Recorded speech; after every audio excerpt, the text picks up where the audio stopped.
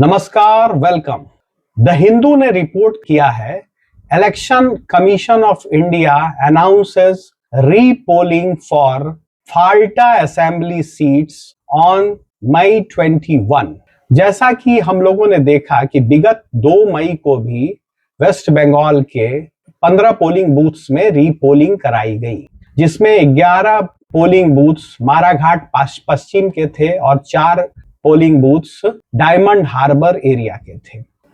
इस assembly elections जो विगत अभी जस्ट समाप्त हुआ है, इसमें बड़े पैमाने पे गड़बड़ियां रिपोर्ट की गई हैं।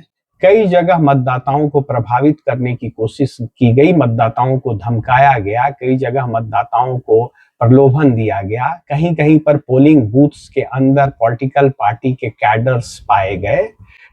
इस तत्वाधान में इस रिपोर्टिंग को देखते हुए इलेक्शन कमीशन ने फाल्टा असेंबली सीट की में रीपोलिंग की अधिसूचना जारी कर दी है, जो मई 21 को होगी और इसका रिजल्ट मई 24 को आएगा। इस बीच 4 मई को वेस्ट बंगाल के 294 असेंबली सीट्स में से 293 असेंबली सीट्स के रिजल्ट आ जाएंगे।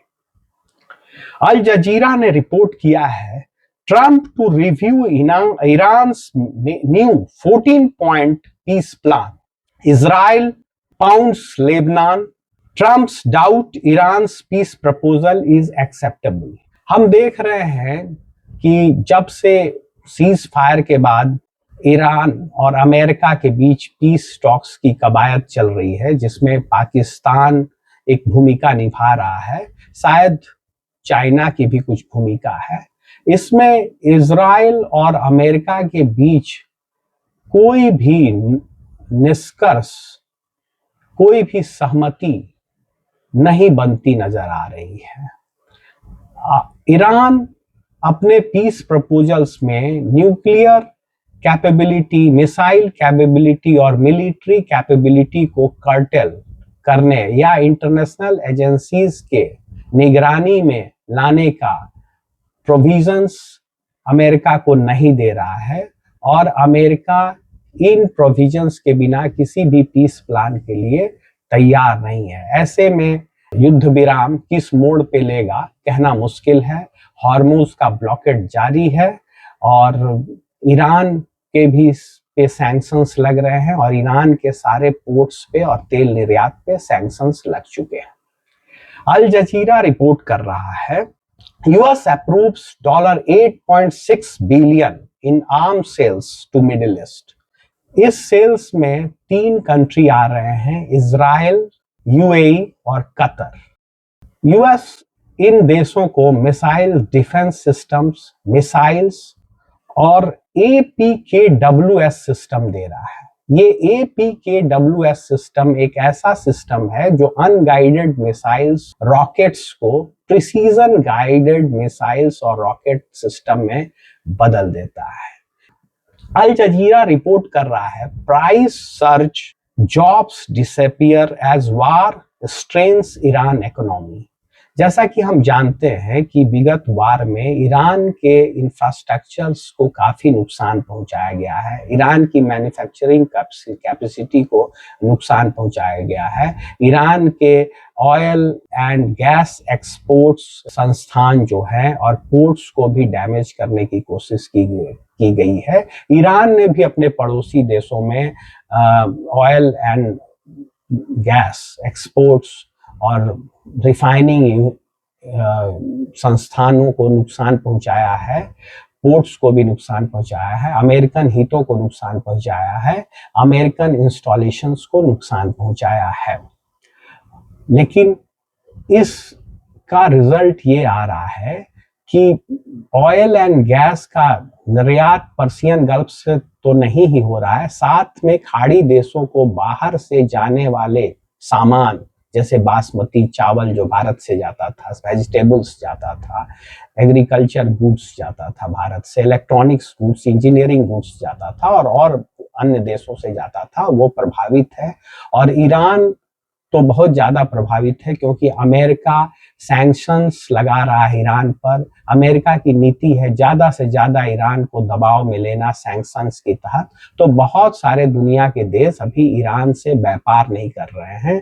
वस्तुओं की किल्लत वहां बढ़ रही है, जिससे वस्तु और सर्विसेज की कीमत बढ़ रही है वहां पे। और जॉब्स, चूंकि कल कारखाने बंद हैं, डिमांड कम है, तो जॉब्स कम हो रहे हैं और नए जॉब्स तो नदारद है। UAE lifts all traffic restrictions introduced since Iran war। जैसा कि हम युद्ध में जानते हैं कि ये UAE एक बड़ा विक्टिम रहा है। ईरान ने सबसे ज्यादा टारगेट UAE को किया है।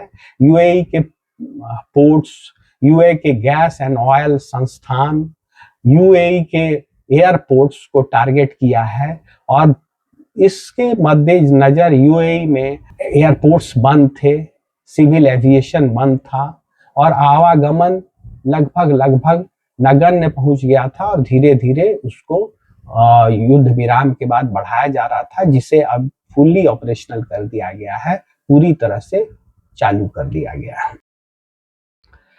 सीरिया, अल जजीरा रिपोर्ट कर रहा है कि सीरिया एक अल्टरनेटिव रूट, हॉर्मुज का एक अल्टरनेटिव के रूट के रूप में सामने आ रहा है। हम जानते हैं कि सीरिया से इराक का बॉर्डर सटा हुआ है, तो इससे इराकी तेल सीरियन पोर्ट्स में जा रहा है और वहां से मेडिटेरियन सी में जो सीरिया के पोर्ट्स हैं, जैसे लटाकिया है, टारटाउस है, बनियास है, इन सब पोर्टों से ऑयल और गैस सुएज कनाल के थ्रू रेड सी में पहुंच रहा है और वहां से अन्य देशों को निर्यात करने की कोशिश हो रही है। लेकिन अब हम जानते हैं कि वहां कोई पाइपलाइन नहीं है, सीरिया में से इराक तक कोई पाइपलाइन नहीं है। ये सारा ऑयल एंड गैस की ढुलाव टैंकरों के द्वारा हो रहा है। तो ये अभी सीमित मात्रा में हो रहा है, लेकिन हो सकता है भविष्य में हॉर्मुज को बाईपास करने की जो दुनिया की चिंता है, जो दुनिया विचार कर रही है, उसमें कोई ना कोई रास्ता निकले, कोई पाइपलाइन बने और हॉर्मुज को बाईपास किया जा सकता है। अल जजीरा रिपोर्ट कर रहा है कि इस India Chabahar deal is dead. Sunday को आज यूएस वेवर जो चाबहार पोर्ट पे था वो समाप्त हो गया। यूएस सैंक्शंस ईरान पे थे, लेकिन यूएस ने इंडिया को चाबहार पोर्ट पर वेवर दिए हुए थे। लेकिन अब यूएस की पॉलिसी है ईरान को मैक्सिमम प्रेशर में लेना सैंक्शंस के थ्रू, तो यूएस अब इस वेवर को बढ़ाने, एक्सटेंड करने के किसी मूड में नहीं है। ऐसे में चाबहार पोर्ट से व्यापार बंद हो सकता है और भारत सरकार भी चाबहार पोर्ट को किसी ईरानियन लोकल कंपनी को बेचने के मूड में दिखती है, ऐसा खबरें आ रही है। कुछ निगोशिएशंस चल रहा है। तो ऐसे में चाबहार में भारत का क्या भविष्य होगा, ये आगे देखने वाली बात होगी। खबर आ रही है कि भारत के स्काई रूट एरोस्पेस भारत का प्रथम निजी रॉकेट विक्रम-1 लॉन्च करने वाला है। ये हुई आज की 10 बड़ी खबरें। धन्यवाद। फिर हम लोग आगे मिलते हैं 10 अन्य बड़ी खबरों के साथ।